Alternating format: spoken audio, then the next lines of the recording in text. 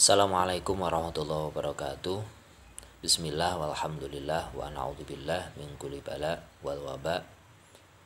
Allahumma shalli wa sallim wa barik ala sayyidina Muhammad tibbil qulub wa dawaiha wa afiyatil abdani wa shifaiha wa nuril absari wa diyaiha wa ala alihi wa sahbihi wa sallim.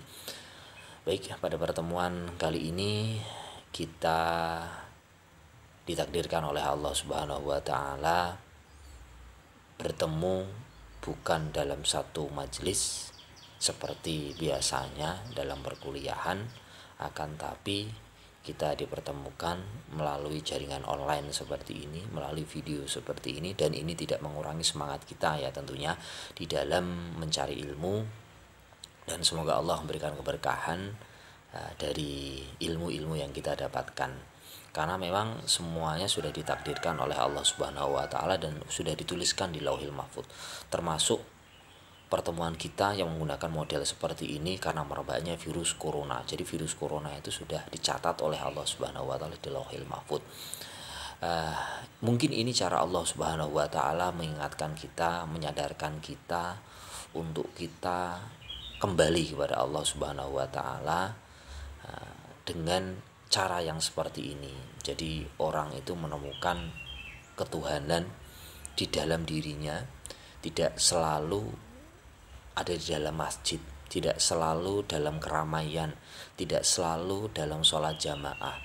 Akan tetapi Allah itu ada dalam hati kita masing-masing, yang disebut dengan qalbun salim ataupun qalbun mukmin.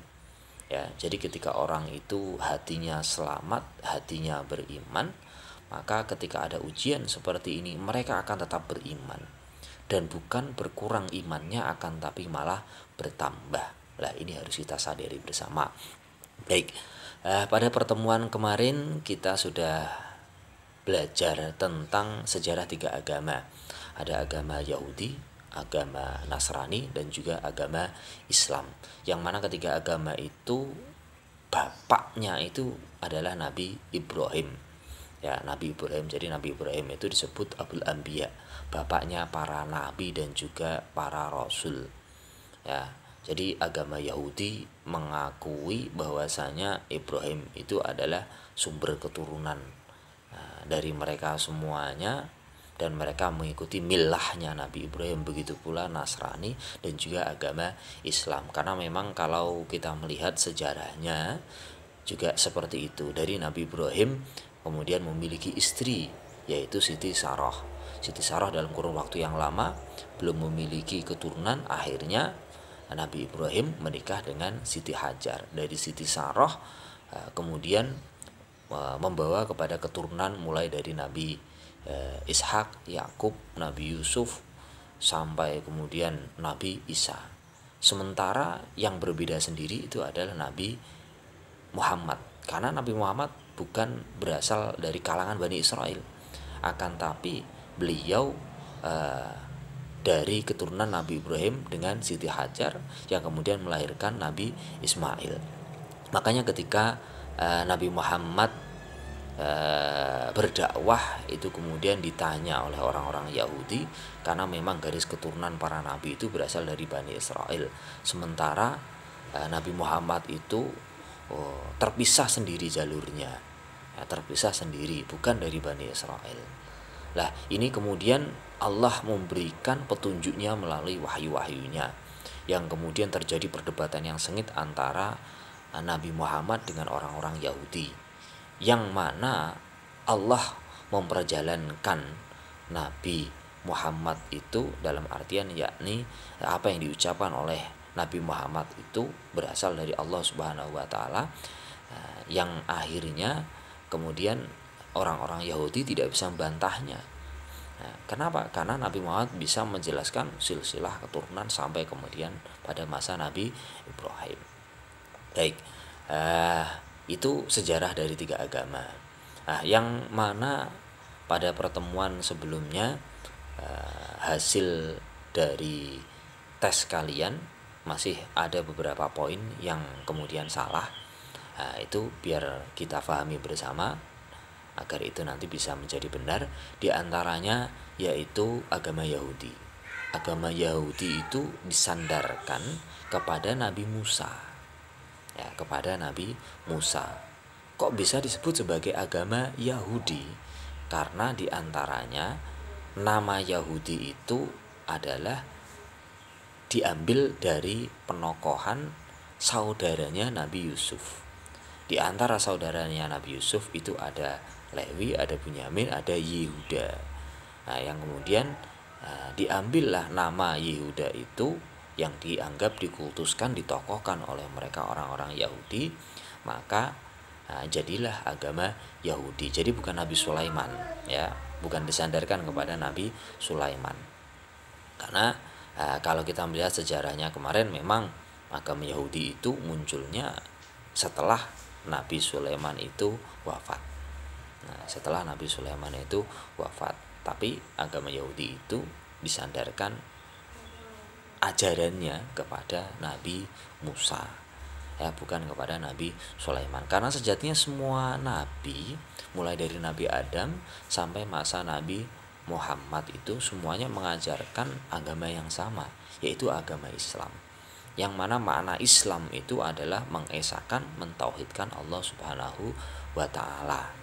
Ya, mengajak untuk berserah diri, mengajak untuk menyembah, tunduk, patuh terhadap apa yang diperintahkan oleh Allah Subhanahu wa taala. Akan tapi legalisasinya yang sampai kepada kita itu adalah Nabi Muhammad, karena Nabi Muhammad itu adalah khotamul anbiya wal mursalin.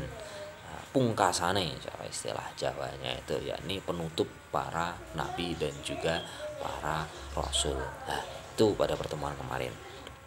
Dan di pertemuan kemarin pula ternyata tentang sejarah agama Nasrani juga banyak beberapa yang kemudian mereka belum benar, dan ini kita koreksi bersama agar kita memiliki pemahaman yang sama. Pemahaman itu tentunya juga sesuai dengan ajaran agama Islam yang kita yakini, yang kita imani. Karena lahirnya agama Nasrani itu kan muncul jauh setelah Nabi Isa itu dirafa, diangkat oleh Allah Subhanahu wa taala ke langit. Nah, karena kita melihat setelah Nabi Sulaiman muncul kemudian agama Yahudi, kemudian Nabi Zakaria dan juga Nabi Yahya berusaha untuk memurnikan ajaran agama untuk menyembah kepada Allah Subhanahu wa taala. Akan tapi mereka semua ditolak oleh Bani Israel, oleh orang-orang Yahudi, bahkan mereka kemudian dibunuh, ya, oleh mereka.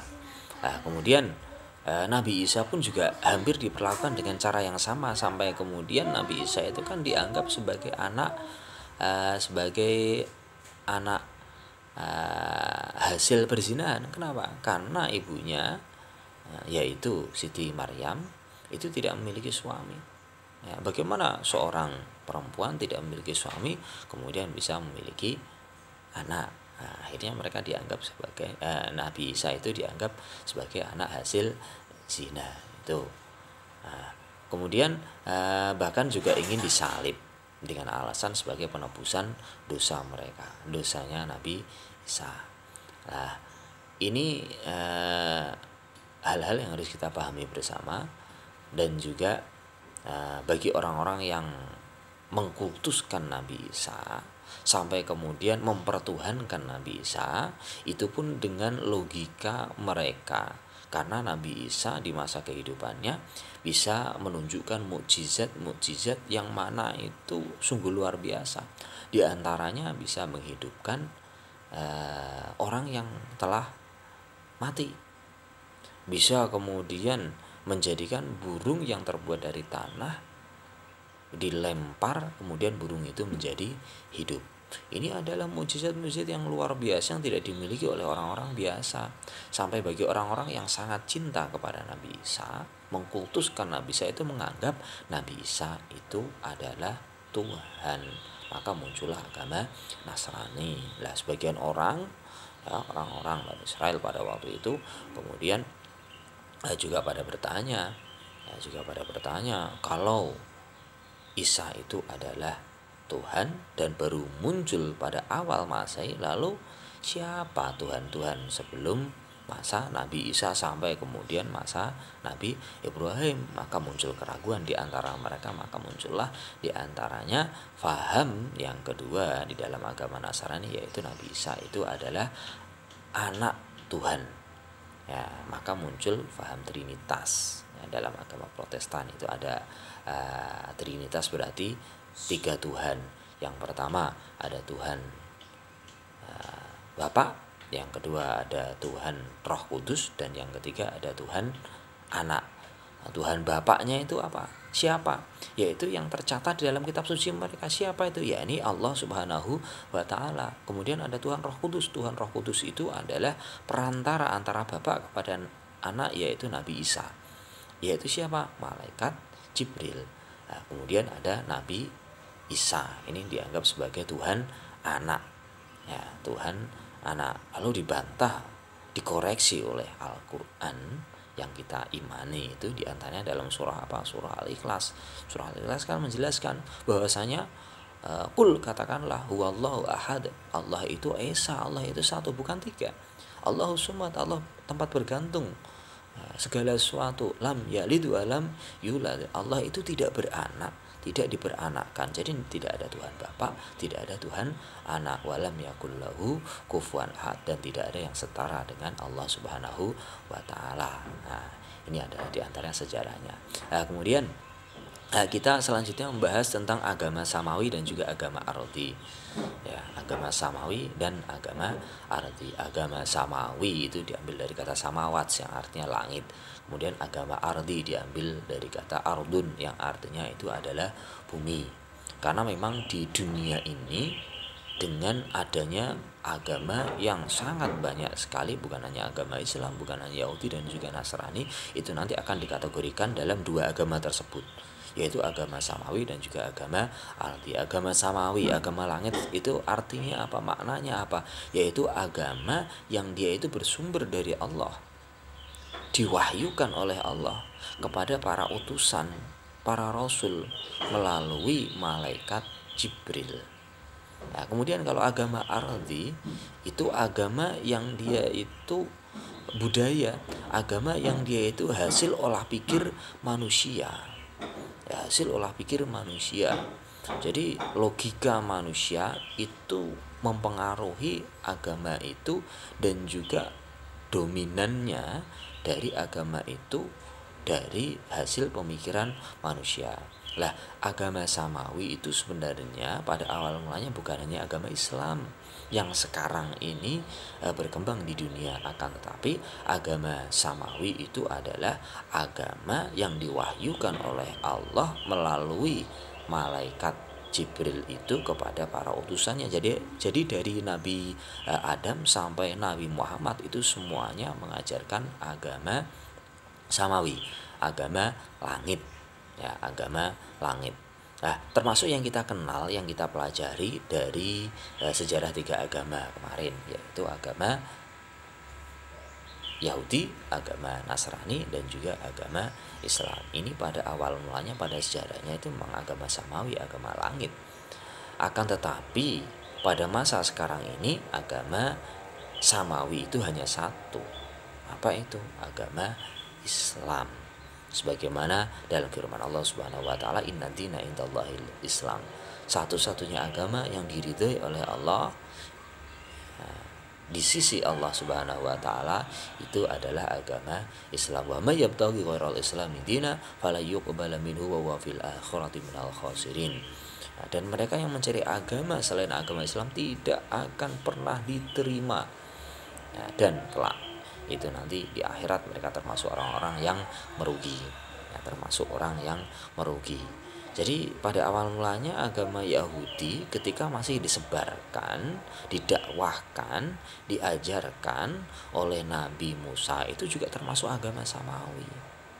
Ya, kenapa? Karena Nabi Musa mengajak untuk menyembah kepada Allah. Agama Nasrani di masa Nabi Isa mendakwahkan agama Nasrani itu juga sama. Ya, juga mengajak mengesahkan kepada Allah Subhanahu wa Ta'ala. Nabi Isa tidak pernah mengajak untuk menyembah dirinya sendiri. Bahkan dalam kitab Injil pun tidak ada satu pun kata yang menyatakan bahwasanya Nabi Isa itu adalah Tuhan. Nabi Isa anak Tuhan juga tidak.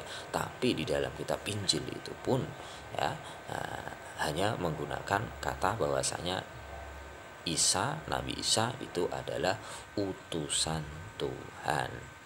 Nah, itu pada awal mulanya.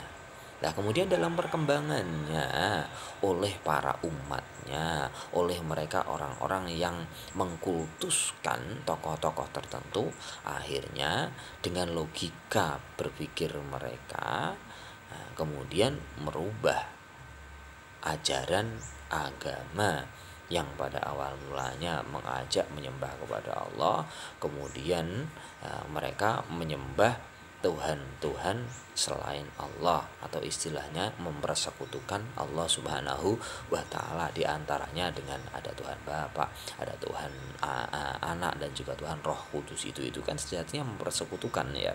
Mempersekutukan Allah Subhanahu wa taala, karena qul huwallahu ahad, Allah itu adalah satu. Ya, Allah itu adalah yang Maha Esa. Nah, ini kalau kita memahami konsep agama samawi dan juga agama arti. Jadi pada kesimpulannya, agama-agama yang sekarang ini berkembang di dunia itu semuanya agama ardi, agama bumi, agama budaya, agama hasil pemikiran manusia, ya, bukan agama samawi, kecuali hanya satu, yaitu agama Islam yang memang agama samawi. Nah, bagaimana bisa dikatakan agama samawi yang pada mulanya kemudian sekarang menjadi agama arti, ya sebagaimana tadi yang saya sampaikan, ya termasuk konsep ketuhanannya itu sampai kemudian dirubah, ya yang awal mulanya mengesahkan Allah kemudian mempersekutukan Allah.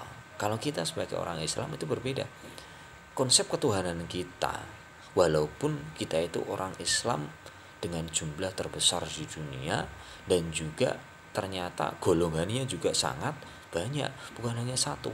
Golongan di dalam agama Islam itu kan cukup banyak, ya bahkan dalam hadisnya ada 73 golongan, dan hanya satu itu nanti yang akan masuk surga, yaitu Ahlus Sunnah wal Jamaah. Makanya semua golongan di dalam agama Islam itu akan menamakan mereka itu golongan Ahlus Sunnah wal Jamaah. Seperti di Indonesia semuanya kan sama seperti itu. Nah, perbedaan konsep ketuhanan dalam golongan agama Islam itu sendiri hampir tidak ada dalam konsep ketuhanannya. Jadi walaupun berbeda golongan, tapi konsep ketuhanannya sama, yaitu Allah Subhanahu wa taala, dan Allah itu yang Maha Esa. Nabinya juga sama, Nabi Muhammad. Nah, kalau kemudian mereka sudah menggunakan konsep ketuhanan yang berbeda, maka itu nanti sudah dikatakan sesat. Bahkan mereka mengkultuskan mungkin tokoh-tokoh tertentu, ya bahkan melebihi seperti Nabi Muhammad, itu juga akan dikatakan sesat. Nah, ini kalau kita memahami konsep agama samawi dan juga agama ardi yang sekarang ini memang di dunia banyak sekali agama, dan semua agama itu adalah agama ardi, bumi, hasil olah pikir manusia, hasil budaya manusia, ya, kecuali agama Islam. Baik, pada pertemuan hari ini saya rasa cukup. Nanti insya Allah kita lanjutkan lagi di pertemuan yang akan datang dengan pembahasan yang berbeda lagi, ya. Dan untuk selanjutnya nanti silakan kalian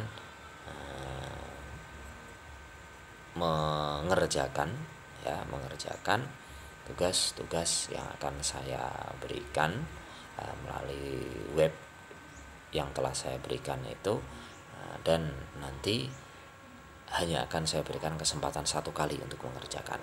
Kalau pada pertemuan pertama kemarin berkali-kali tidak apa-apa, akan tapi pada pertemuan ini itu nanti hanya satu kali untuk kalian mengerjakannya, dan itu nanti insya Allah langsung keluar atau muncul nilai kalian di akhir. Baik, pada pertemuan hari ini saya rasa cukup. Marilah kita tutup dengan baca hamdalah bersama. Alhamdulillahirabbil alamin. Wassalamualaikum warahmatullahi wabarakatuh.